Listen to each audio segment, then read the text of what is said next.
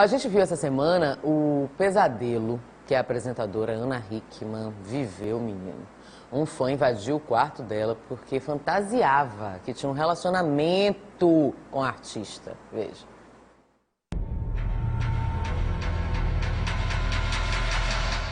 Olha, Rita, no entendimento da doutora Fabiana Neri, médica psiquiatra, e da própria psiquiatria, tudo indica que o fã da apresentadora Ana Hickman, o Rodrigo Pádua, era vítima de um transtorno delirante. Quando a pessoa imagina algo que não existe. Como assim, doutora? Pois é, Bruno. É difícil sempre a gente afirmar um tipo de diagnóstico apenas pelas informações que a gente consegue coletar da mídia. Mas esses casos envolvendo fãs e comportamentos obsessivos em relação a ídolos ou a celebridades, é comum que a gente observe a possibilidade de que haja um transtorno delirante.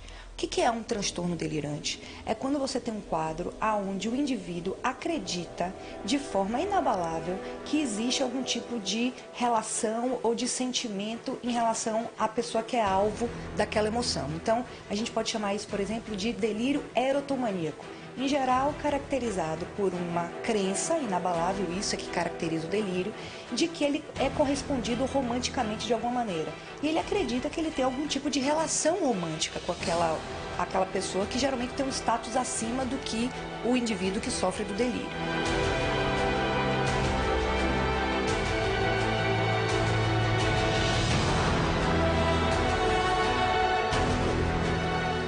Quando você tem esse tipo de delírio, você tem um descolamento, ou seja, um afastamento da realidade. No momento que esse indivíduo que está delirante acredita que tem essa relação romântica com a celebridade, ou com a cantora, ou com a apresentadora, e essa relação de alguma maneira é quebrada, ou porque não foi correspondido, ou porque ele recebeu um e-mail, ou porque ele interpretou de uma maneira delirante que aquela relação de alguma maneira foi frustrada, ele pode chegar a ter atitudes de agressividade, como foi o caso da apresentadora Ana Hickman. Inclusive, o sentimento ali, a princípio de amor, pode se transformar em ódio, assim, a ponto dele tentar matá-la.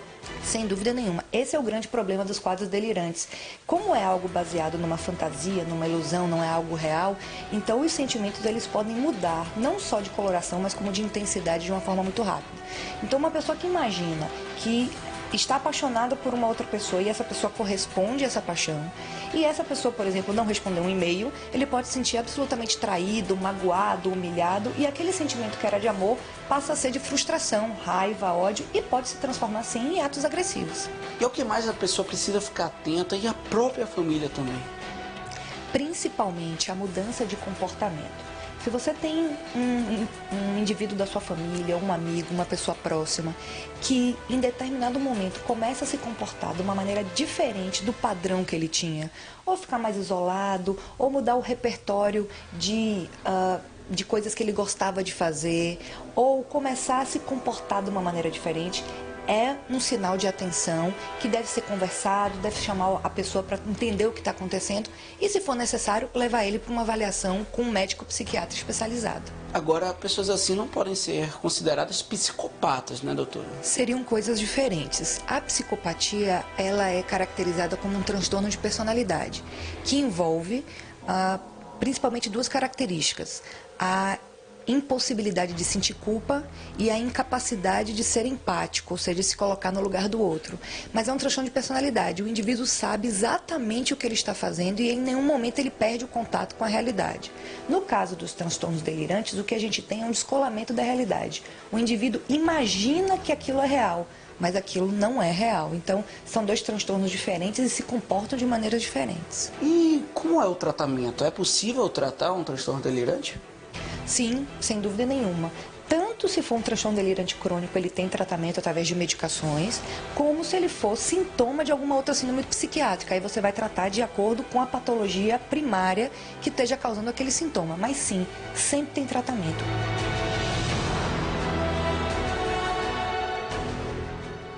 Menino, Ó, aqui no estúdio, o psiquiatra André Gordilho, a gente furou o feriado dele para trazer ele para cá, para esclarecer essas diferenças todas e como identificar esses transtornos, se há a possibilidade de nós, né, leigos, que não estudamos, não sabemos muito da psiquiatria ou quase nada, se a gente pode, de repente, perceber que aquele comportamento tá estranho, que aquela pessoa tá fantasiando com a gente ou com alguém próximo da gente e é preciso tomar medidas protetivas. Doutor André Gordilho, ele é psiquiatra formado pela Escola Baiana de Medicina e Saúde Pública, especialista em psiquiatria pela Associação Brasileira de Psiquiatria, mestre em Medicina e Saúde Humana pela Escola Baiana de Medicina e Saúde Pública. Doutor, bom dia. Bom dia, Rita. Obrigado por ter vindo. Eu que agradeço o convite.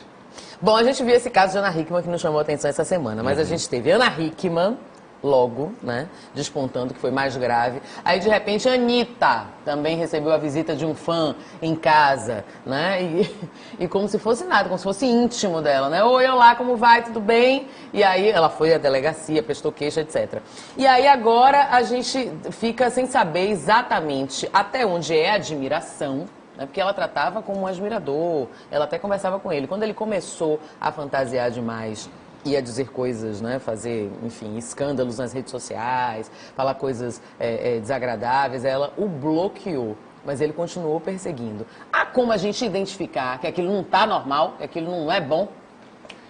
Eu acho que a identificação ela começa a ser percebida quando passa do razoável, né? Assim, você já levar a sua vida em função de um ídolo, né, já tem talvez algum componente que esteja faltando aí na vida da pessoa, né? Porque você fica pautando sua vida seguindo o ídolo, o tempo inteiro atrás do ídolo, ou seja, mandando recados para o ídolo, ou seja, se sua vida fica pautada completamente voltada para o ídolo, tem uma coisa que deve ser vista aí. E quando começam a ter mensagens, conteúdos mais íntimos, conteúdos às vezes até eróticos, coisas desse tipo, eu acho que o ídolo tem que começar também a prestar atenção em relação a isso e se cuidar, né? Fabiana falou muito bem, né, em relação à erotomania, né, porque é uma síndrome que também tem o nome de síndrome de Clenbuterl, que foi a pessoa que descobriu essa síndrome. Que é interessante que foram 2 casos de homens, né, perseguindo mulheres, e é descrito como, estatisticamente, é mais comum essa síndrome de erotomania em mulheres, né, que tendem a ter uma erotização, né, de um relacionamento de uma pessoa geralmente inacessível, que a pessoa tem extremamente pouco acesso. E que foi o que aconteceu com a Ana Hickman e aparentemente também com a Anitta. Né? Entendido. Olha, a cantora americana Taylor quem? Swift? Ah, tá bom, ela está sendo ameaçada por um homem nas redes sociais. Vixe, veja aí na reportagem do SBT. Soltaram. O homem ainda não foi identificado. Segundo o site americano TMZ, nas mensagens ele diz que vai matá-la. Os comentários postados no Twitter também são direcionados ao namorado da cantora, Calvin Harris, e às modelos Gigi Hadid e Cara Delevingne. A polícia foi acionada e já está com um mandado de busca para localizar o suspeito. Ainda neste mês, um homem foi detido depois de tentar invadir o apartamento da cantora em Nova York. Isso aí que vai matar todo mundo, que é esquisito, né? Porque ao mesmo tempo que admira, tem raiva. Pois é, porque, ou seja, ela tá com outro, né? Ela tem outro namorado e tá traindo ele, provavelmente, né? Gente, isso é coisa louca, viu? Mas eu tava conversando com o doutor André Gordilho, um negócio que me chama muita atenção. Mais do que essas pessoas que perseguem as outras, são as pessoas que são apaixonadas pelos perseguidores das outras.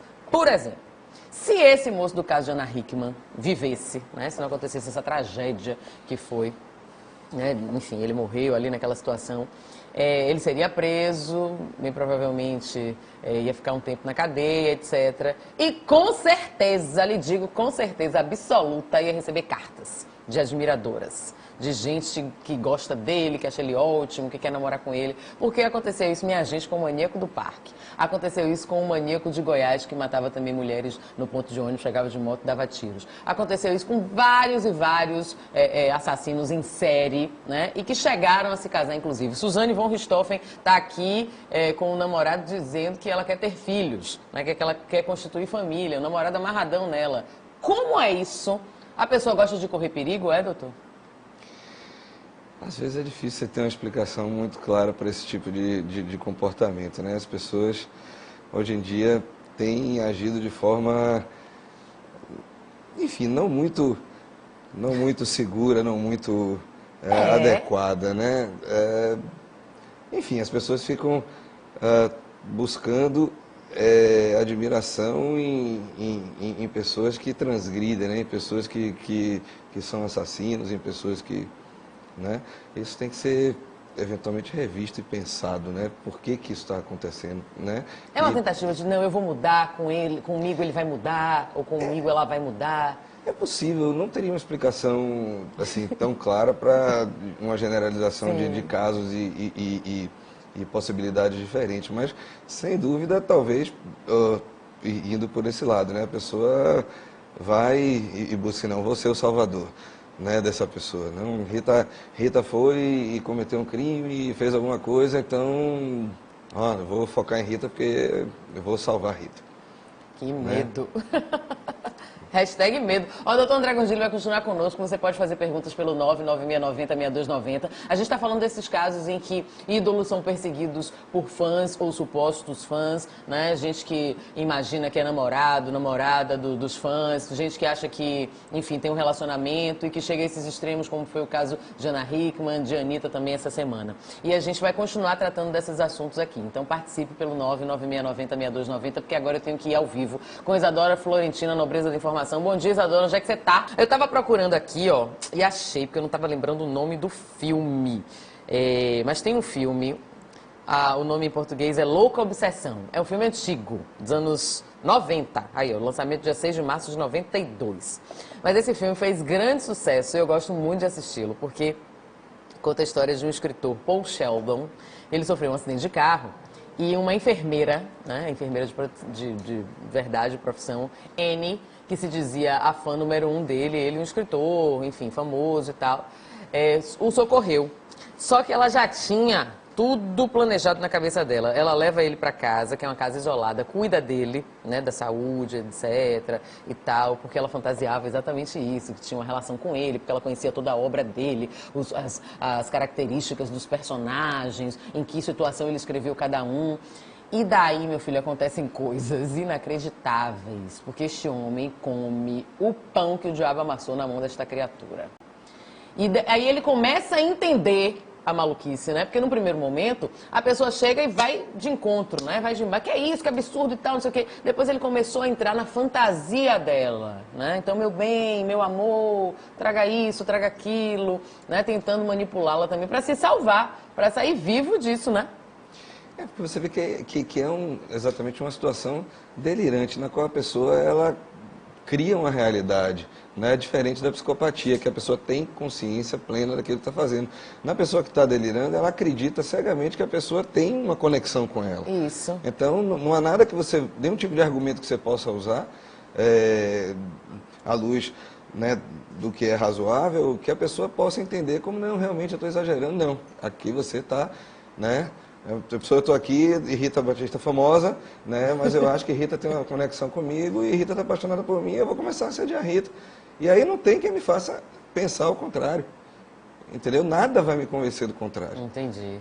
Outro filme também que fala um pouco disso é aquele com o Kevin Costner e a Whitney Houston, aquele guarda-costas. O guarda-costas. Sim, qual, também tem isso. Que tem um rapaz que vai perseguindo, vai para os shows, que tem um armário que guarda as fotos dela, né? Então aquela coisa do estar apaixonado, do achar que tem uma conexão com um artista. E isso com as pessoas famosas acontece com mais frequência, ou então pessoas que têm alguma relação de poder, um nível social mais elevado que a pessoa não tem o alcance. Tem perguntas para o doutor André Gordilho, já chegaram aqui pelo 99690-6290, mas agora eu vou ao vivo com ela. Mariana Sena, a ótima, está no Jardim Santo Inácio. E os ônibus, Mariana, estão entrando, não estão? Bom dia. Bom, aqui para o doutor André Gordilho, tem gente perguntando. Doutor André, anônima. Doutor André, bom dia. O senhor acha que essa história de internet, redes sociais, não causa ainda mais furor entre as pessoas que perseguem as outras, porque hoje não basta ser famoso, basta a pessoa ter qualquer contato em rede social e já achar que é íntimo. Eu acho que assim, há um aumento da exposição, né, com a internet. Mas não necessariamente, enfim, cabe também a pessoa que se expõe, né? Porque tem pessoas que adoram se expor, dizer onde é que está, marcar em tudo que é canto que está, e aí mostra fotos íntimas, etc, etc, etc. Essas pessoas, obviamente, podem estar mais expostas a pessoas que não têm, né, uma crítica lá muito adequada a, enfim, chegar e ter alguma atitude mais persecutória, alguma coisa desse tipo. Mas a gente não dá para culpar as redes sociais, é a evolução, né, da tecnologia. Marcela gostaria de saber... Ai, Marcela, não era para falar seu nome, mas tem 300 Marcela no mundo. Minha gente, quando não quer que você fale nome, bote logo anônimo em cima. Marcela diz: Rita, por favor, pergunte ao convidado como devo me comportar. Trabalho no lugar com muitos homens. Nunca tive nenhum problema, mas há um colega estranho, esquisito. Ninguém fala com ele direito porque ele tem um comportamento um tanto fechadão, mas comigo ele resolveu se engraçar e percebo que não é normal. O que eu faço? Comunico ao RH, à polícia ou algum outro colega para me ajudar nisso? Primeiro, assim, é difícil julgar a intensidade que está acontecendo, né? Mas, assim, o primeiro ponto, se você não está interessado, é dar um corte, né? E colocar, estabelecer os limites. Se ele ultrapassar esse limite, se ele não aceitar o limite e for invasivo, aí sim você deve buscar ajuda, né, de alguma pessoa. Mas o limite dado, a pessoa tende a entender, né? Uma mãe, gostei. Uma mãe, a gente vai para o intervalo comercial. Peraí, calma, porque agora você futucou o povo, Joyce Alexandrino. Uma mãe diz aqui: doutor, tenho um filho adolescente que é louco por um certo artista. Louco a ponto de tatuar o nome do artista e agora está pensando, ouvi ele falar, ela colocou entre aspas, ouvi ele falar com um colega que vai tatuar a face desse artista. Gostaria de saber se devo levar meu filho para algum encaminhamento psicológico, psiquiátrico, /psiquiátrico, e de que forma posso persuadi-lo a não fazer essas maluquices? Bem, quando começa as coisas, acho que tudo em excesso vale a pena uma avaliação, né? Acho que não perde nada em fazer uma avaliação para se ter uma ideia melhor do que está acontecendo e um profissional, né, um psiquiatra, né, é a pessoa mais indicada para poder fazer essa avaliação. Menino, eu acho que eu não sou fã de ninguém, né? Porque não vou pra porta de hotel, não persigo, não tatuo, não faço nada. Agostinho também. Agostinho tá aqui concordando, nosso cinegrafista. Doutor André Gordilho, psiquiatra, muitíssimo obrigada. Vá curtir seu feriado. Muito obrigada, viu, pela participação aqui, pelos esclarecimentos. Eu que agradeço. A curtição do feriado começou cedo Eba! Hoje. Que bom que o senhor gostou. A gente tem que ir pro intervalo comercial, porque na volta vamos falar de futebol, que é outra coisa que deixa o povo doido, né, menino? Silvio Mendes, segura a cabeça de mamãe. Qualquer coisa chama o doutor André Gordilho, né, pra segurar junto, tomar um remedinho. Daqui a pouco a gente volta.